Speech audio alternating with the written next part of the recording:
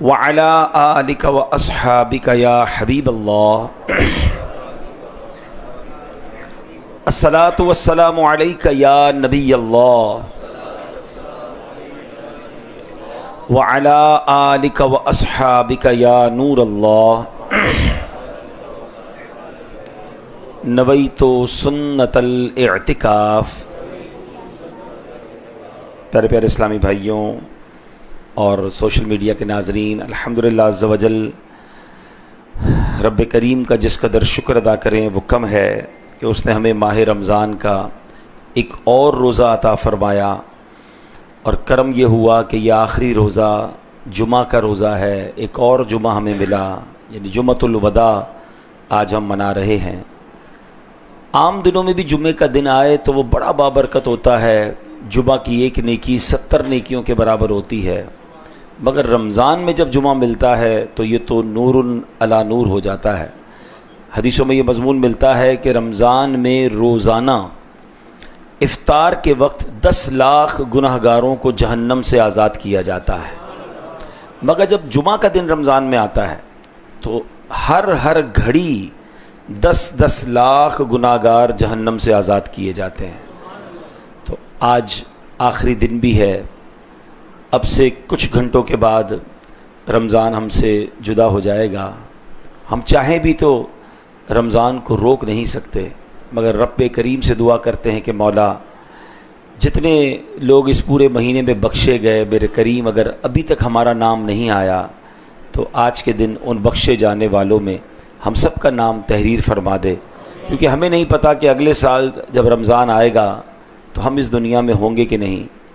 الوداع کا شعر ہے نا، جب گزر جائیں گے ماہ 11 تیری آمد کا پھر شور ہوگا، جب گزر جائیں گے ماہ 11 تیری آمد کا پھر شور ہوگا، کیا میری زندگی کا بھروسہ الوداع الوداع ماہ رمضان۔ خوش نصیبوں نے عبادت کر لی، خوش نصیبوں نے رب کو راضی کر لیا، ہم نے تو غفلت میں رمضان گزار دیا۔ کتنا انتظار تھا کہ رمضان آئے گا، یہ بھی عبادت کروں گا، یہ بھی عبادت کروں گا، اتنا قرآن پڑھوں گا، اتنے نوافل پڑھوں گا، اتنی عبادت کروں گا، مگر دیکھتے ہی دیکھتے اب رمضان ہم سے جدا ہو رہا ہے۔ کچھ نہ حسن عمل کر سکا ہوں، چند آنسو نظر کر رہا ہوں، بس یہی ہے میرا کل اثاثہ الوداع الوداع ماہ رمضان۔ لاکھوں کروڑوں مسلمانوں نے مکہ پاک اور مدینہ طیبہ میں رمضان گزارا، کچھ روزے وہاں رکھے، کچھ افطار وہاں کیے، رمضان کا عمرہ کیا، اور یاد رہے کہ رمضان کا عمرہ یہ اتنی بڑی سعادت ہے۔ حدیث پاک کا مضمون ہے، میرے آقا فرماتے ہیں جس نے رمضان میں عمرہ کیا وہ ایسا ہے جیسا اس نے میرے ساتھ حج کیا۔ گنبد خضرا کو دیکھ کر افطاریاں کی، اللہ سے دعا کرتے ہیں اللہ آخری جمعہ ہے، آئندہ سال ہم سب کو بھی یہ سعادت نصیب فرما۔ سال آئندہ شاہ حرم تم کرنا عطار پر یہ کرم تم، پھر مدینے میں رمضان دکھانا، پھر مدینے میں رمضان دکھانا، الوداع الوداع ماہ رمضان۔ اللہ کریم اس مہینے میں جو بھی ہم نے ٹوٹی پھوٹی عبادتیں کی اپنے کرم سے قبول فرمائے۔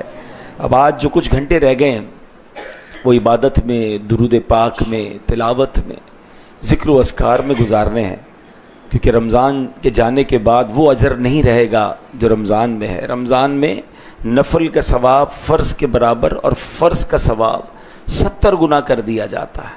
تو عقل مند وہ ہوں گے جتنا ہو سکے، ممکن ہو تو مغرب تک مسجد میں بیٹھ جائیں، نہیں تو جہاں بھی ہوں، گھر پہ ہوں، کہیں بھی ہوں، درود پاک میں، تلاوت میں، ذکر و اذکار میں، توبہ میں۔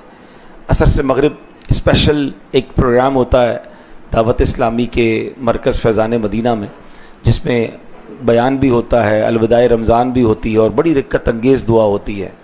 جو فیضان مدینہ پہنچ سکیں تو وہاں تقریباً 7-8 ہزار کے قریب لوگ اعتکاف میں بیٹھے ہوئے ہیں، ایک عجب روحانی منظر ہے۔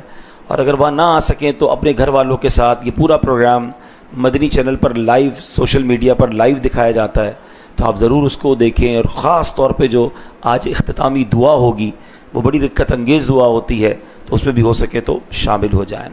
درود پاک پڑھنے کے بے شمار فضائل و برکات ہیں۔ میرے آقا مدینے والے مصطفیٰ صلی اللہ تعالی علیہ وسلم فرماتے ہیں اذا فرغ احدکم من طہورہ فلیقل اشہد ان لا الہ الا اللہ وان محمدا عبدہ ورسولہ ثم لیصلی علی فاذا قال ذلک فتحت لہ ابواب الرحمہ۔ نبی پاک فرماتے ہیں جب تم میں سے کوئی وضو سے فارغ ہو تو اشہد ان لا الہ الا اللہ وان محمدا عبدہ ورسولہ پڑھے، پھر مجھ پر درود شریف پڑھے۔ جب وہ یہ پڑھے گا تو اس کے لیے رحمت کے دروازے کھول دیے جائیں گے۔ تو روزانہ وضو کے بعد یہ کلمہ پڑھنا ہے اور درود پاک پڑھنا ہے۔ میں دوبارہ پڑھ لیتا ہوں، بلکہ مل کر پڑھ لیں۔ اشہد ان لا الہ الا اللہ وان محمدا عبدہ ورسولہ، اور اس کے بعد درود پاک پڑھنا ہے۔ اور الحمدللہ کوشش میں کرتا ہوں کہ جب جب جمعے کو حاضری ہو تو ایک اور حدیث جمعے کو دہرائی جائے کہ نبی پاک علیہ السلام فرماتے ہیں جس کا مضمون ہے جو جمعہ کے دن 200 بار درود پاک پڑھے اس کے 200 برس کے گناہ معاف کر دیے جاتے ہیں۔ عاصیوں جرم کی دوا ہے درود، کیا دوا عین کیمیا ہے درود، ایک ساعت میں عمر بھر کے گناہ کرتا معدوم اور فنا ہے درود، چھوڑیو مت درود کو کافی، راہ جنت کا رہنما ہے درود۔ محبت کے ساتھ درود پاک پڑھ لیں۔ صلو علی الحبیب صلی اللہ تعالی علی محمد صلی اللہ علیہ وسلم۔ جمعہ میں کوشش کرتے ہیں ہم قرآن پاک کی کسی ایک آیت یا ایک سے زائد آیتوں کی تلاوت کریں، ترجمہ ہو اور اسی آیت سے ملنے والے پیغام کو، اسی آیت سے ملنے والے میسج کو ہم سمجھیں۔ آج جو آیت تلاوت کرنی ہے پارہ نمبر 5 ہے، سورہ نساء ہے اور آیت نمبر 103 ہے۔ اللہ کریم قرآن مجید میں ارشاد فرماتا ہے بسم اللہ الرحمن الرحیم فَأَقِيمُوا الصَّلَاةَ إِنَّ الصَّلَاةَ كَانَتْ عَلَى الْمُؤْمِنِينَ كِتَابًا مَوْقُوتًا۔ آسان ترجمہ قرآن کنز العرفان، تو حسب معمول نماز قائم کرو، بے شک نماز مسلمانوں پر مقررہ وقت میں فرض ہے۔ اے میرے پیارے اسلامی بھائیوں، یاد رکھیے ہر جگہ پر جب ہم کوئی پیارا ہم سے جدا ہوتا ہے، نارملی لوگ کسی بہت ہی خوبصورت کنٹری میں جاتے ہیں تو آتے آتے کہتے ہیں یار اس کی کوئی یادگار خرید لینی چاہیے، کوئی سووینئر ساتھ ہونا چاہیے۔ اپنا کوئی پیارا ملے، بہت پیارا ہو تو کہتے کوئی ایسی چیز دے جائیں جو آپ کی یاد ہمارے پاس باقی رہ جائے، آپ کا کوئی ایسا تحفہ دے جائیں کہ ہمیں آپ میں لگے کہ ہماری آپ کی ملاقات ہوئی تھی۔ ایک اور طریقہ وہ ہو گیا کہ بھئی ساتھ ایک سیلفی بنا لیتے ہیں کہ چلے ہماری آپ کی ایک میٹنگ یادگار ہو جائے۔ مختلف طریقے ہیں کسی پیارے کی یاد کو باقی رکھنے کے۔ بالکل اسی طرح آپ کسی کنٹری میں جاتے ہیں تو وہاں سے کوئی ایسی چیز لے کر آتے ہیں کہ بھئی چلیں یاد رہے کہ ہم یہاں گئے تھے۔ سبحان اللہ، مکے مدینے جاتے ہیں وہاں سے بھی کچھ یادگار چیزیں لے آتے ہیں۔ اب اتنا پیارا مہینہ ہمارے درمیان آیا ہے، اللہ کی طرف سے اتنا پیارا گفٹ ہمیں ملا، اب یہ جا رہا ہے تو کیا کوئی یادگار اپنے پاس محفوظ نہیں رکھنی چاہیے؟ کوئی ایسی بات محفوظ رکھ لیں، ایسی چیز اپنے پاس رکھ لیں کہ کہ کہنے کو رہے کہ رمضان چلا گیا مگر یہ میرے پاس رہ گیا ہے، رمضان سے میں نے یادگار گفٹ اپنے پاس کیا لیا ہے۔ تو قرآن مجید فرقان حمید کی جو آیت تلاوت کی ہے نا، اس کا معنی کیا ہے، ترجمہ کیا ہے؟ تو حسب معمول نماز قائم کرو، بے شک نماز مسلمانوں پر مقررہ وقت میں فرض ہے۔ تو کیا ہی اچھا ہو کہ ہم 5 وقت جو مسجد میں روزانہ حاضر ہو رہے تھے، یہ یادگار، یہ رمضان کا تحفہ ہم لے لیں کہ سبحان اللہ، ویسے تو رمضان کے علاوہ بھی سارا سال نماز فرض ہے، لیکن رمضان کے آتے ہی مسجدیں آباد ہو گئیں، مسجدوں میں نمازی ماشاءاللہ، میں یہ نوٹ کر رہا ہوں کہ جب بھی میں جمعے کے بیان کے لیے آتا ہوں مجھ سے پہلے ماشاءاللہ مسجد فل ہوتی ہے۔ لیکن کیا اگلے جمعے بھی ایسا ہوگا؟ نیت کر لینا انشاءاللہ اگلے جمعے بھی ایسا ہی کریں گے انشاءاللہ۔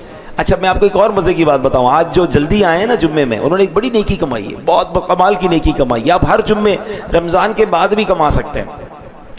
حدیث پاک کا خلاصہ ہے کہ جمعہ کے دن سب سے پہلے آنے والا مسجد میں ایسا ہے کہ جیسے اس نے اللہ کی راہ میں اونٹ صدقہ کیا ہو۔ اب مجھے بتائیں آج کے دور میں بھی 4-5 لاکھ روپے کا تو اونٹ ہوگا، جمعہ کے دن 5 لاکھ روپے آپ کو کوئی کہے اللہ کی راہ میں صدقہ کرو اور ہر جمعے کرو، امیر آدمی کے لیے بھی مشکل ہے۔ اور جو ماشاءاللہ جلدی آ جاتے ہیں مبارک ہو انہیں کہ وہ ان کو انشاءاللہ جمعہ کے دن پہلے آنے والوں کو اونٹ صدقہ کرنے کا ثواب، نبی پاک نے فرمایا اس کے بعد آنے والے ایسے ہیں جیسے انہوں نے اللہ کی راہ میں گائے صدقہ کی ہو، اس کے بعد آنے والے ایسے ہیں کہ جیسے انہوں نے اللہ کی راہ میں بکری صدقہ کی ہو، پھر آنے والے مرغی صدقہ کی ہو، آخر میں فرمایا اس کے بعد آنے والے ایسا جس نے انڈا صدقہ کیا۔ اس کا مطلب جتنا جلدی آئیں گے ثواب زیادہ، جتنا ڈیلے ہوتے جائیں گے ثواب کم ہوتا جائے گا۔ اور سبحان اللہ، یہ جو آپ مسجد میں آ رہے ہیں نا، حدیث کے الفاظ ہیں کہ جمعہ کے دن مسجد کے دروازوں پر فرشتے کھڑے ہوتے ہیں جو رجسٹر میں آنے والوں کا نام لکھتے ہیں۔ کیا پروٹوکول ہے سبحان اللہ اللہ کے گھر کا کہ ہم کسی بڑے سیمینار میں، کسی 5 اسٹار ہوٹل میں، کسی کانفرنس میں جائیں تو باہر گیٹ پر لوگ لکھ کر آپ کا میرا نام لکھتے ہیں، بھائی آپ کون ہیں، کہاں سے آئے ہیں، کوئی کارڈ دے دیں، بعض اوقات تو چیک کرتے ہیں آپ کو دعوت بھی ہے کہ نہیں۔ تو دنیا میں بڑے اداروں میں جائیں تو نام لکھے جاتے ہیں، سبحان اللہ جمعے کے دن فرشتے مسجد کے دروازے پر کھڑے ہو کر آنے والوں کا نام لکھ رہے ہوتے ہیں۔ لیکن جو سب سے آخر میں آتا ہے اس کو ایک اور لاس کیا ہوتا ہے، ثواب تو کم ہو گیا، جب امام خطبے کے لیے کھڑا ہو جاتا ہے نبی پاک علیہ السلام فرماتے ہیں وہ رجسٹر کو بند کرتے ہیں اور فرشتے بھی خطبہ سننے کے لیے بیٹھ جاتے ہیں۔ تو اب لیٹ آئے تو پتہ چلا نام ہی نہ لکھا گیا، تو جمعہ کو جلدی آیا کریں، بیان بھی سننے کو ملے گا، مسجد میں بیٹھنے کا بھی ثواب ملے گا اور اتنا صدقہ کرنے کا ثواب ملے گا۔ میں ویسے دل پر چوٹ کرنے کے لیے، سمجھانے کے لیے کہہ رہا ہوں، کچھ ایگزامپلز دینی پڑتی ہیں کہ اگر آج ہم اعلان کر دیں مسجد میں کہ پہلی 2 صفوں میں جمعے کو جو ہوں گے ان سب کو 2-2 لاکھ روپے ملیں گے، اس کے بعد والی 2 صفوں کو 1-1 لاکھ، پھر 50,000، پھر 25,000، اور جو اوپر والے ہال میں ہوں گے ان کو 5,000 ملیں گے، تو مجھے بتائیں پھر اگلے جمعے کو کیا ہوگا؟ شاید صبح 11 بجے لائن لگ جائے گی مسجد کے باہر نا کہ بھئی پہلی 2 صفیں پکی ہمیں چاہیے۔ تو ہر جمعے پورا اونٹ صدقہ کرنے کا ثواب ہے، آئے نا جلدی سبحان اللہ۔ تو نیت کر لیں کہ رمضان کے بعد بھی یہ بھی ایک رمضان کا تحفہ لے جائیں کہ ہر جمعے کو بیان سے پہلے مسجد میں آ جائیں گے انشاءاللہ۔ اللہ کے گھر میں بیٹھے نا، ذکر و اذکار کر رہے ہیں، درود پاک پڑھ رہے ہیں، تلاوت کر رہے ہیں، نوافل پڑھ رہے ہیں، برکتیں لوٹیں۔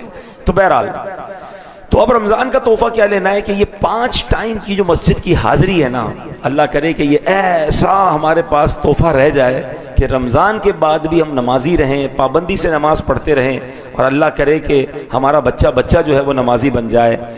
کیا خوبصورت اشعار ہیں، ہر عبادت سے برتر عبادت نماز، ساری دولت سے بڑھ کر ہے دولت نماز، یا خدا تجھ سے عطار کی ہے دعا، مصطفیٰ کی پڑھے ساری امت نماز، آمین۔ تو اے میرے پیارے اسلامی بھائیو، قرآن میں ہم نے سنا کہ بے شک نماز مسلمانوں پر مقررہ وقت میں فرض ہے۔ اس کی تفسیر میں کیا خوبصورت لکھا، تفسیر قرآن سراۃ الجنان میں ہے کہ نماز کے اوقات مقرر ہیں، فکسڈ ہیں، لہٰذا لازم ہے کہ ان اوقات کی رعایت کی جائے، یعنی نماز ٹائمنگ کے اندر فرض ہے، اپنی مرضی سے نہیں پڑھنی کہ چلو صبح ساری پڑھ لی، شام بعد میں ساری پڑھ لی۔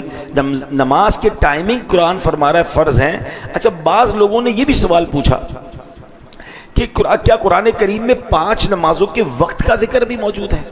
یہی سوال ایک مرتبہ سلطان المفسرین حضرت عبداللہ ابن عباس رضی اللہ تعالیٰ عنہما سے پوچھا گیا کسی نے عرض کی کیا قرآن کریم میں 5 نمازوں کے وقت بیان کیے گئے ہیں؟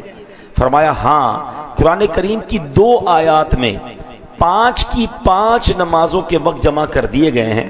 پھر آپ نے پارہ 21 سورہ روم کی آیت نمبر 17 اور 18 کی تلاوت کی۔ اب ذرا غور سے سنیے کہ قرآن میں 5 نمازوں کا ٹائمنگ کیسے بیان ہوا۔ اللہ قرآن میں فرماتا ہے فسبحان الذی حین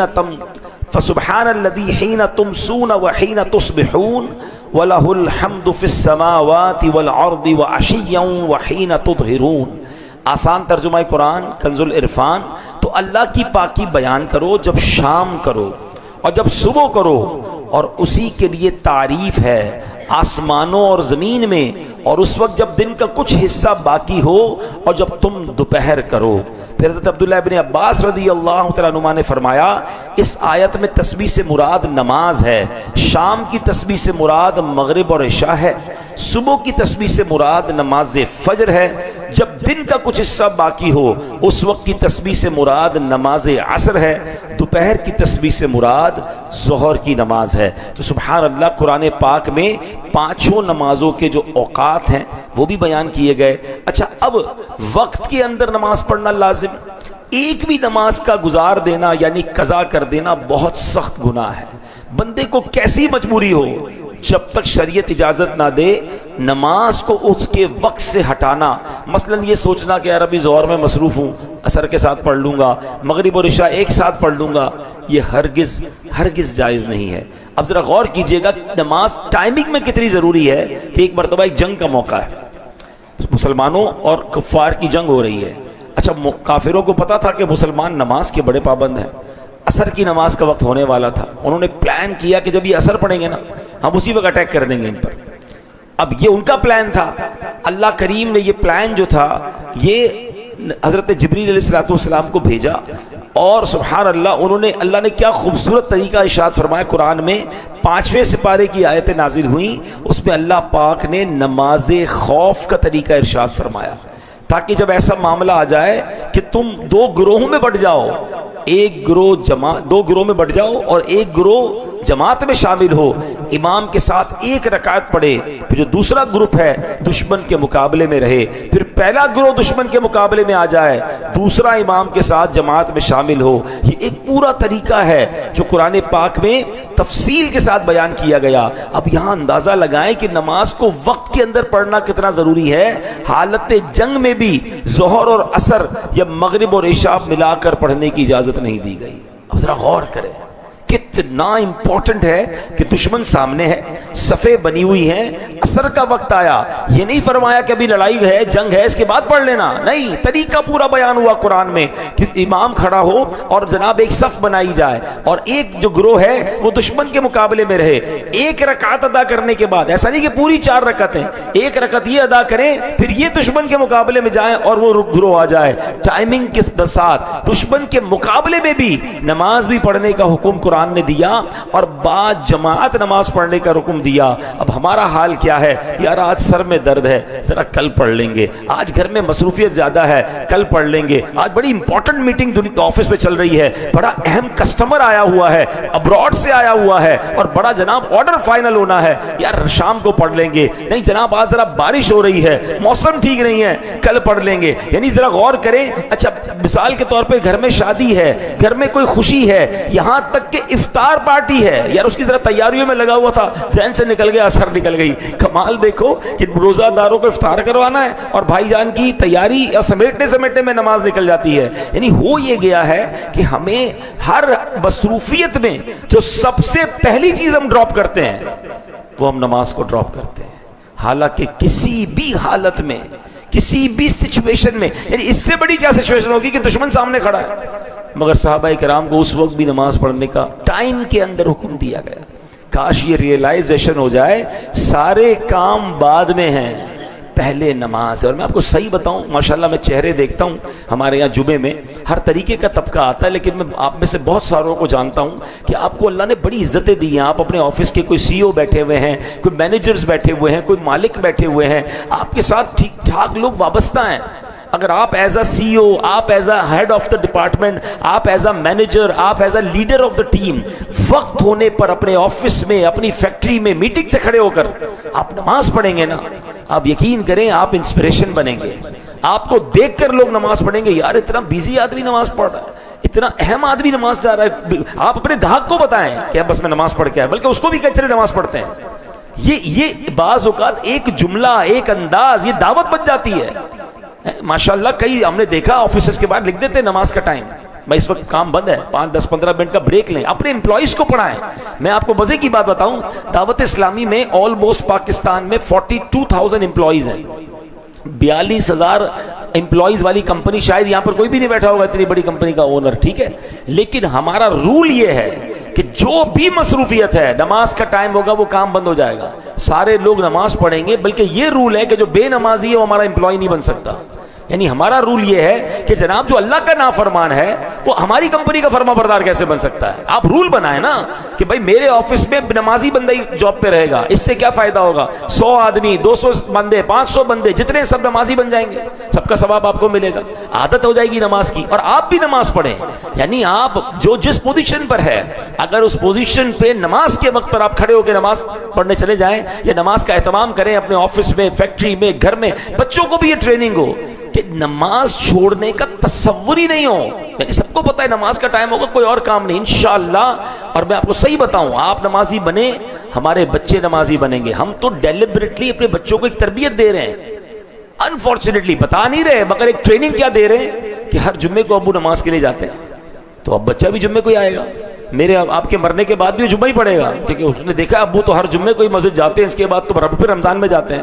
یہ پوری ٹریننگ ہم ڈیلیبریٹلی دے رہے ہیں اپنے بچوں کو، اور ہمارے مرنے کے بعد بھی جمعہ ہی پڑھیں گے. بلکہ میں تو کبھی کبھی ایک اور چیز سوچتا ہوں، اب رمضان کے جمعوں کا حال دیکھ لیں. میں تو خیر باہر نہیں ہوتا، لیکن مجھے بعض اوقات لوگ بتاتے ہیں بھائی بہت پبلک ہو گئی، ایکسٹرا لوگ ہیں، اور جناب روڈ پہ پبلک نماز پڑھ رہی ہے. اچھی بات، اچھا بھی لگتا ہے، مگر ساتھ ساتھ ایک افسوس بھی ہوتا ہے کہ یار رمضان کے بعد اتنا رش کیوں نہیں ہوتا. رش ہوتا ہے مگر اتنا نہیں ہوتا. تمام مسجدوں میں، صرف ہماری مسجد میں نہیں، رمضان کے جمعوں میں اور باقی جمعوں میں آپ دیکھ لیں فرق آ جاتا ہے. تو میں سوچتا ہوں اس کا مطلب کچھ لوگ ایسے ہیں جو رمضان کے بعد جمعہ بھی نہیں پڑھتے، ورنہ یہ کہاں سے آ گئے اچانک سے. اچھا ایک علاقے میں نہیں، پاکستان کی ہر مسجد میں جمعے کو رمضان میں اوور فلو ہے.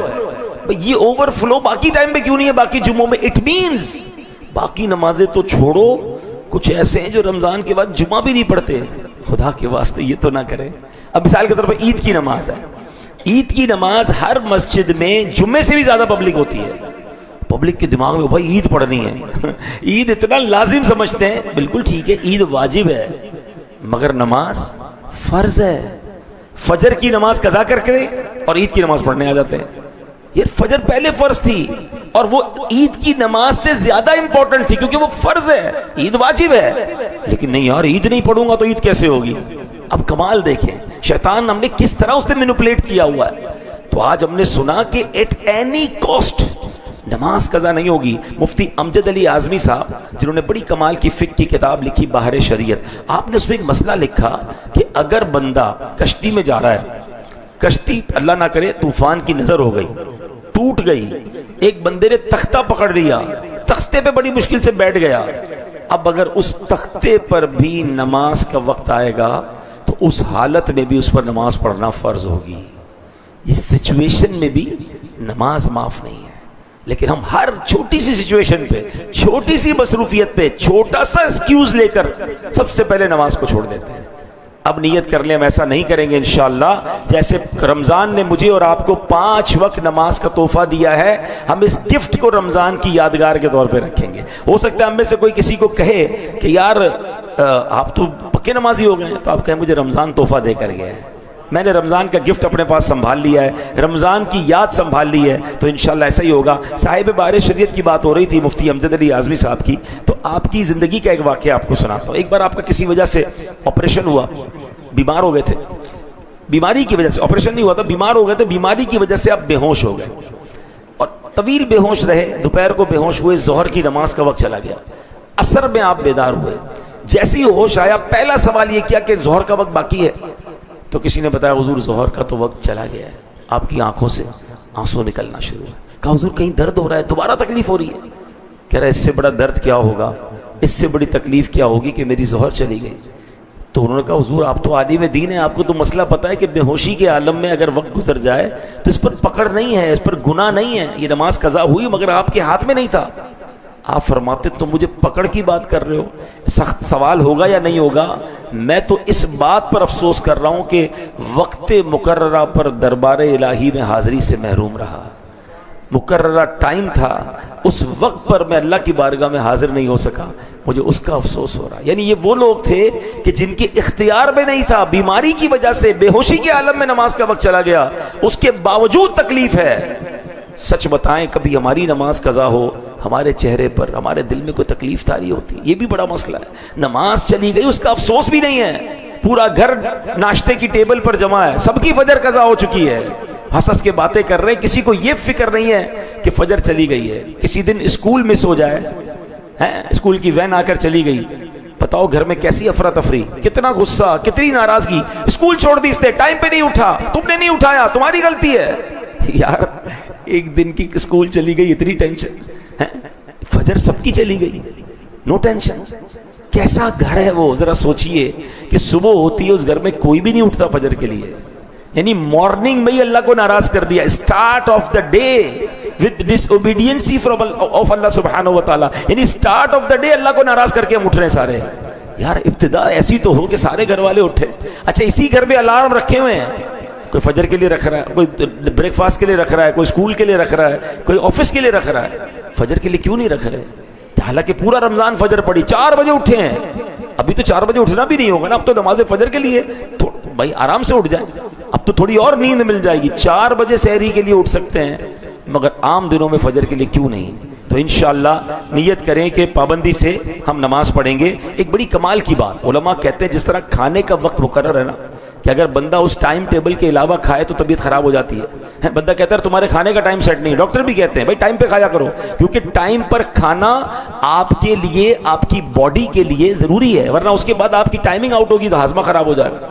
بالکل اسی طرح دل کی غذا کے یہ 5 ٹائمنگ ہیں، ذرا سمجھیے اس کو، یہ روحانیت کے دروازے کھلتے ہیں اس وقت۔ اگر آپ وقت مقررہ پر نماز پڑھتے ہیں نا تو آپ کے دل کو روحانیت کی پراپر غذا ملتی ہے۔ ٹائم سے ہٹا کر دل کی غذا کھائیں گے تو وہ معرفت کے دروازے نہیں کھلیں گے۔ اچھا یہ تو ان کے لیے ہیں کہ جو نمازیں ٹائم گزار کر پڑھتے ہیں، جو پڑھتے ہی نہیں ہیں، قضائی کر دیتے ہیں، ان کے بارے میں کیا ہوگا؟ تو اے میرے پیارے اسلامی بھائیوں، کاش ہمیں یہ بات سمجھ آ جائے۔ اب جناب جو نماز کا ٹائم گزار کر نماز پڑھتے ہیں، قرآن اس کے بارے میں کیا فرماتا ہے؟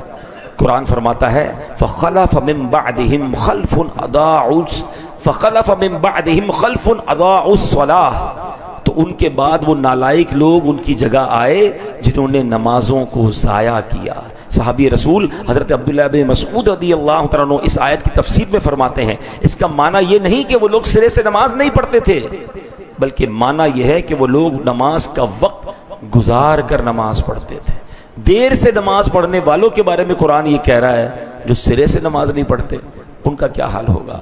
نبی پاک علیہ الصلوۃ والسلام فرماتے ہیں جس نے جان بوجھ کر نماز چھوڑی اس سے اللہ پاک اور اس کے رسول کا ذمہ بری ہو گیا۔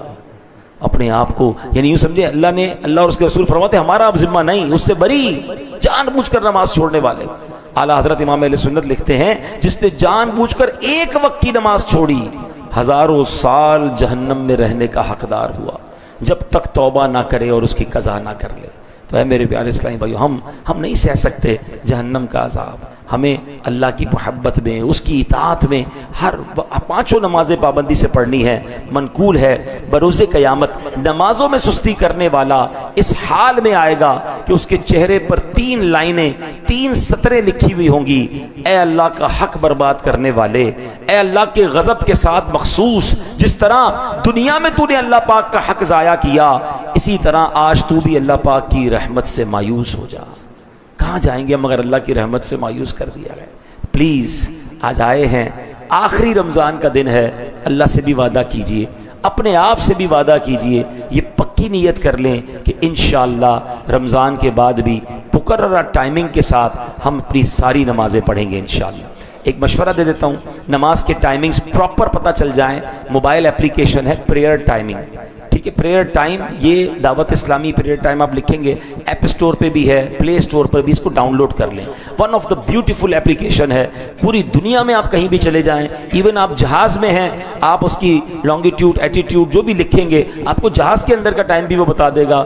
دنیا بھر کے لاکھوں مقامات کا اس میں نماز کے ٹائمنگ مل جائیں گے, قبلہ ڈائریکشن مل جائے گا, وظائف مل جائیں گے. جب اتنا اہم فرض نماز ہے تو ہمارے پاس یہ ٹولز بھی ہونے چاہیے تاکہ ہم اپنے ٹائم ٹیبل کے مطابق نماز کو ادا کریں. اور انشاءاللہ ہم اللہ نے چاہا نماز کی پابندی کرتے رہیں گے تو پھر انشاءاللہ باقی برکتیں بھی ملتی رہیں گی. ایک ٹارگٹ لے جائیں آج. ویسے تو ہم نے سارا سال نماز پڑھنی ہے, لیکن اس کو فرسٹ اسٹیپ کے طور پر, فرسٹ یوں سمجھیے آپ کا جو گول ہونا چاہیے وہ یہ ہے کہ عید کے تینوں دن, یہ پلیز غور سے سنیے گا, کل سے یعنی عید, آج رات عشاء بھی ظاہر چاند رات ہے, عید کے تینوں دن ہم جس طرح مسجد میں آ کر باجماعت نماز پڑھتے تھے, ہم عید کے تینوں دن انشاءاللہ پانچوں نمازیں باجماعت پڑھیں گے انشاءاللہ.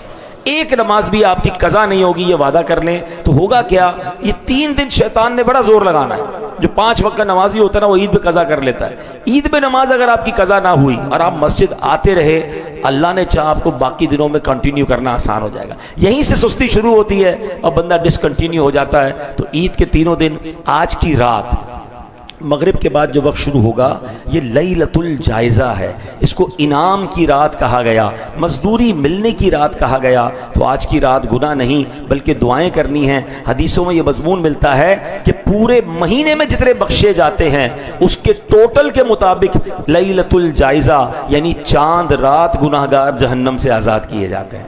اب پتہ چلا انعام بٹ رہا ہے اور ہم اللہ کو ناراض کر رہے ہیں. وہ جناب شاپنگ سینٹر میں ایک عجب طوفان بدتمیزی برپا ہوتا ہے. تو کوشش کریں آج بھی عشاء جماعت سے, فجر جماعت سے, تو پوری رات عبادت کا ثواب بھی ملے گا. اور آج رات بھی ہو سکے تو کچھ نوافل وغیرہ سورہ ملک کی تلاوت کریں تاکہ آج رات ہمیں برکتیں ملیں. حدیثوں میں آتا ہے اس رات عبادت کرنے والے, اس رات اللہ کو راضی کرنے والے, حدیثوں کا مضمون ہے, تو اللہ پاک جو کرنے والا ہوگا جس دن لوگوں کے دل مر جائیں گے, لیلۃ الجائزہ یعنی عید کی رات عبادت کرنے والے کا اس دن دل نہیں مرے گا, دل زندہ رہے گا. جو عید الفطر کی رات اور عید الاضحیٰ کی رات عبادت کرتے ہیں, تو ہمیں اللہ کریم آج کی رات بھی گناہوں سے بچنا نصیب فرمائے. عید کے دن کا ایک وظیفہ سن لیں. عید کے دن سبحان اللہ و بحمدہ 300 بار آپ نے پڑھنا ہے, ٹھیک ہے, اور اس کا ایصال ثواب کرنا ہے تمام مرحومین جتنے دنیا سے مسلمان چلے گئے. تو روایتوں میں مضمون ملتا ہے کہ اللہ کریم 1000 انوار تمام مرحومین کی قبر میں داخل فرمائے گا. انوار یعنی نور کی جمع. اور جب یہ بندہ پڑھنے والا مرے گا تو اس کی قبر میں بھی 1000 انوار داخل کیے جائیں گے. شوال میں ایک اور نیکی کرنی ہے, شش عید کے روزے. سبحان اللہ, یہ کیا ہے ذرا یہ بھی سمجھ لیں. حدیث پاک میں آتا ہے جس نے رمضان کے روزے رکھے پھر 6 دن شوال میں روزے رکھے تو گناہوں سے ایسا نکل گیا جیسے آج ہی ماں کے پیٹ سے پیدا ہوا ہو. ایک اور حدیث پاک, جس نے رمضان کے روزے رکھے پھر ان کے بعد شوال میں 6 روزے رکھے تو ایسا ہے جیسے عمر بھر کے روزے رکھے.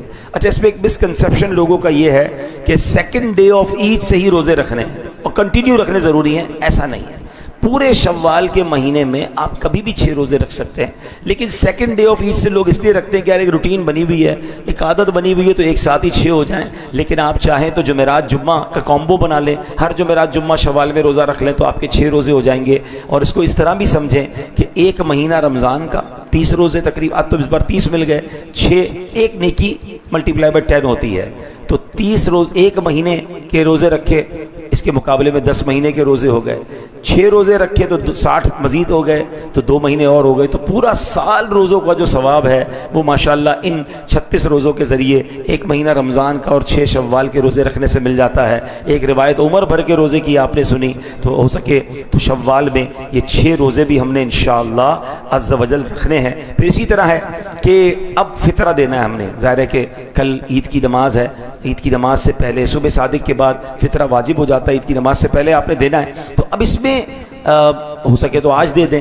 جمعہ جو ہے اس کی ہر نیکی 70 نیکی کے برابر, اور سبحان اللہ رمضان کا جمعہ ہے تو اجر بڑھا دیا جاتا ہے. تو یہ یاد رہے کہ حدیث پاک میں 4 قسم کا فطرہ بیان ہوا ہے, گندم کا, جو کا, کشمش کا اور کھجور کا. ذرا غور کیجئے 4 کیٹیگریز کیوں بیان ہوئی. زکوٰۃ میں تو ایک ہی طریقہ ہے نا کہ تمام جس کے اوپر زکوٰۃ فرض ہے وہ 2.5% دے دے، مگر اس میں 4 کیٹیگریز کیوں بیان ہوئی؟ جو کا، گندم کا، کشمش کا اور کھجور کا۔ اس کا مطلب اس میں ایک حکمت یہ بھی ہے کہ ہر بندہ اپنی حیثیت کے مطابق فطرہ دے، ٹھیک ہے نا؟ تو ماشاءاللہ جو نارمل ہیں، اللہ پاک نے مڈل کلاس لائف ہے، وہ بے شک گندم کا فطرہ دیں، 300 روپے جس کا ہدیہ ہے، لیکن جس کو اللہ نے بہترین کھانے کھلائے، بہترین رمضان گزروایا، عید کے شاندار کپڑے ریڈی ہیں اور وہ بھی جا کے گندم کا ہی فطرہ دے، وہ اپنے آپ سے پوچھ لے بھائی کھجور کا فطرہ بھی ہے، جو کا ہے، کشمش کا ہے، بلکہ ہم میں سے کئی تو وہ ہیں کہ جو اجوا کھجور سے روزانہ افطار کر رہے تھے، تو پھر تو شکرانے میں اجوا کھجور کا فطرہ دینا چاہیے، وہ 19,200 روپے ہے۔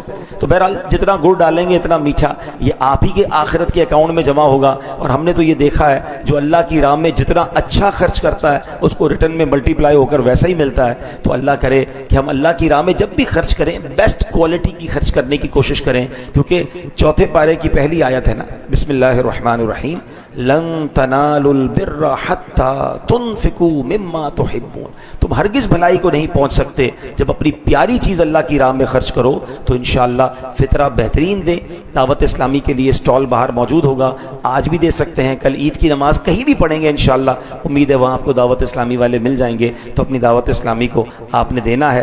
کل انشاءاللہ عید کی نماز یہاں پر 6:20 پر پہلے فجر کی نماز ہوگی، میں نے پہلے کہا نا فجر بھی جماعت سے پڑھیں، تو مشورہ یہی ہے کہ 6:20 پر آ جائیں، فجر کی جماعت ادا کریں اور مسجد میں ہی رہیں، بیان ہوگا انشاءاللہ، ذکر و اذکار کرتے رہیں۔